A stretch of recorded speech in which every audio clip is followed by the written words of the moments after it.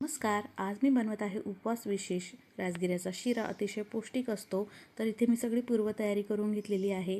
एकाच वाटीने सगळं साहित्य मोजून घ्यायचं आहे. तर गॅसवर कढई ठेवायची, अर्धा वाटी गावरानी तूप टाकायचं आणि त्याच वाटीने 1 वाटी भरून राजगिऱ्याचं पीठ टाकायचं आहे. ते छान मिक्स करायचं आणि लो टू मिडियम फ्लेमवर हे छान खमंग खरपूस असं भाजून घ्यायचं आहे. म्हणजे हलका सोनेरी रंग येईपर्यंत आपल्याला हे पीठ भाजत राहायचं आहे, खालीवर करत राहायचं आहे, सोडून द्यायचं नाही. खमंग असा सुवास येतो छान.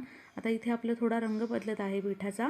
त्यामध्ये आपल्याला 4 काजू आणि 4 बदामाचे तुकडे करून घ्यायचे आणि ते टाकून घ्यायचे, म्हणजे तेही छान परतल्या जातात आणि शिऱ्यामध्ये छान लागतात. आता मस्त कलर बदललेला आहे, आपण छान परतून घेतलं.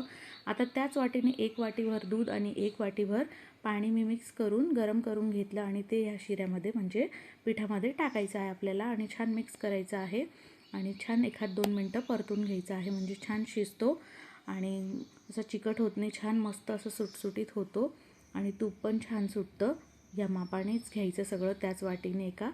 तर इथे छान मिक्स करून घेतलं, 1-2 मिनटं शिजवलो. आता त्याच वाटीने अर्धा ते पाऊण वाटीभर गूळ घ्यायचा आहे, तर किसून घ्यायचा. मी इथे अर्धी वाटी गूळ घेतलेला आहे. छान मिक्स केला. गूळ वितळेपर्यंत हे सगळं छान मिक्स करून घ्यायचं. यामध्ये अर्धा चमचा वेलची आणि जायफळ पावडर अशी करून टाकून घेतली. छान मिक्स केला. गरमागरम उपासाचा शिरा तयार आहे, अतिशय पौष्टिक.